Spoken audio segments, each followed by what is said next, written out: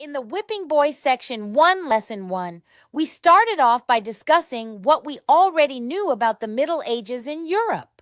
We identified where Europe was on the map and also where the United States is located on the map. We know we live in the United States. Knights and Castles. First, we read the title of the text. Just from the title, we figured out that it was an informational text. It is clear that this book will give us information about knights and castles. After reading, we learned that the Middle Ages began about 450 AD. That was a long time ago. That period lasted for over 1,000 years. That period of history is called the Middle Ages because it was between ancient times and modern times.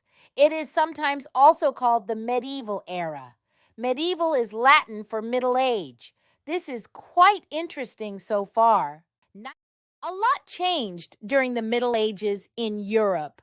More people were educated. Universities were established. Painting and poetry styles shifted. The Middle Ages were also a time of fighting. By the end of the reading, we learned that there were some positives and negatives of the Middle Ages. Help! Help! Help! Help!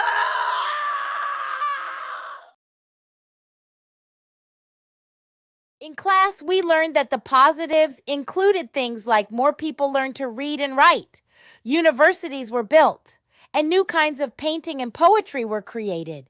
That was a big deal during that era.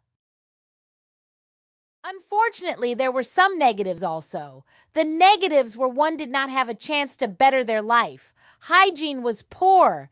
They didn't have running water in their homes like we do today. Also, if you were a serf, you lived in poverty. The serfs were at the bottom of the status. During this time, there were also lots of war and fighting.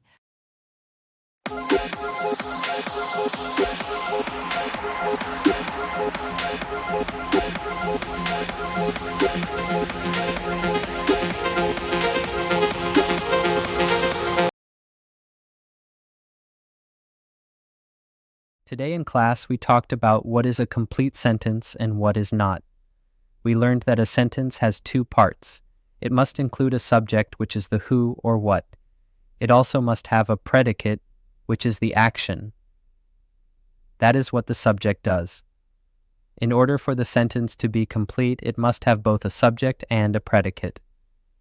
If a group of words is missing a subject and or a predicate, we called it a fragment. A fragment is not a complete sentence. Today in Miss Harri's class, we had a great time. We read and discussed about how life was during the Middle Ages.